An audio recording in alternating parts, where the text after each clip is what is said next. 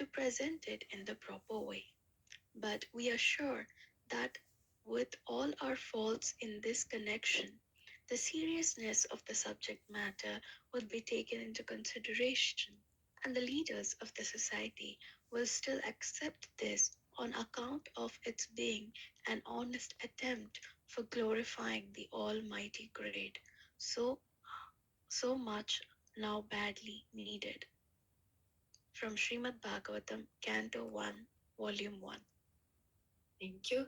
Bhaktivedanta Swami, accompanied by some of the Kesavaji Math's devotees, made a short preaching tour of Agra, Kanpur, Jhansi, and Delhi.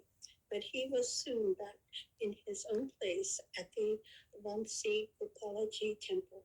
No one called him a boy Abu any longer. Even amongst his friends, it was Swamiji or Maharaj. And people often addressed him as Swami Bhaktivedanta Ji, Swami Maharaj, A.C. Bhaktivedanta Swami. People readily recognized him as a sadhu and offered respect, yet his basic problems remained. He wanted to write and print, but he had no money. He wanted to broadcast the message of Godhead, but few were willing to listen. Such things hadn't been changed by his becoming a Swami. When a librarian advised Bhaktivedanta Swami to write books, they were permanent, whereas newspapers were read once and thrown away. He took it that his spiritual master was speaking through this person. Then an Indian army officer who liked back to Godhead suggests the same thing. Bhaktivedanta Swami took it as a revelation from his spiritual master. As a dependent servant constantly mediating on the desires of his transcendental master, and seeking his guidance, Bhaktivedanta Swami felt his spiritual master reciprocating blessings and personal presence. More and more, he was feeling confidential contact with Srila Bhaktivedanta, and now he was feeling an inspiration to write books. Thank you. He considered Srimad Bhagavatam because it was the most important and authoritative Vaishnava scripture. Although Bhagavad Gita was the essence of all Vedic knowledge, presented in a brief ABC fashion, Srimad Bhagavatam was elaborate, and Srila Bhaktisiddhanta Saraswati and Bhaktivinoda Thakura had both written Bengali commentaries on the Bhagavatam. In fact, most of the great Vaishnavas acharyas of the past had commented on Srimad Bhagavatam. Lord Chaitanya himself had recommended Srimad Bhagavatam as the spotless Vedic literature. An English translation and commentary for this book will one day change the hearts of the entire world. And if he could publish even a few books, his preaching would be enhanced. He could go abroad with confidence and not appear empty-handed. One day, Garuchan Goswami, proprietor of the Radha Damodara temple, approached Bhaktivedanta Swami, inviting him to come live at the Radha Damodara temple, being the eternal home of Jiva Goswami and Rupa Goswami. It would be more suitable for his writing and translating. Bhaktivedanta Swami was interested. He had never stopped his regular visits there, and he always felt inspired in the presence of the Samadhi tombs of the great leaders of Lord Chaitanya's movement, Jiva Goswami and Rupa Goswami. But when he went to look at the two available rooms, he found them in poor repair. They had not been maintained or lived in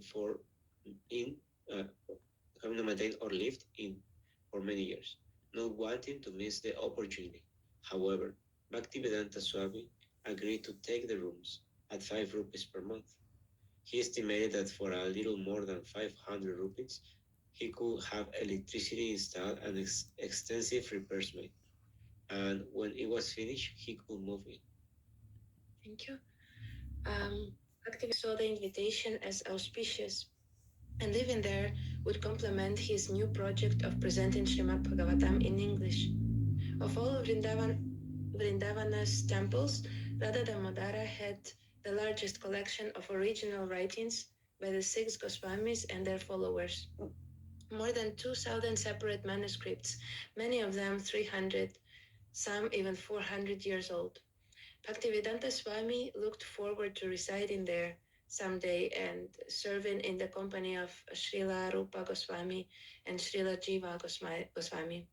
For now, he would remain at the Vamshi Gopalaji temple, and with whatever money he could collect, he would gradually repair the rooms of Bhaktisiddhanta Saraswatis, that a preacher should go to the cities and not remain in the seclusion of a holy place.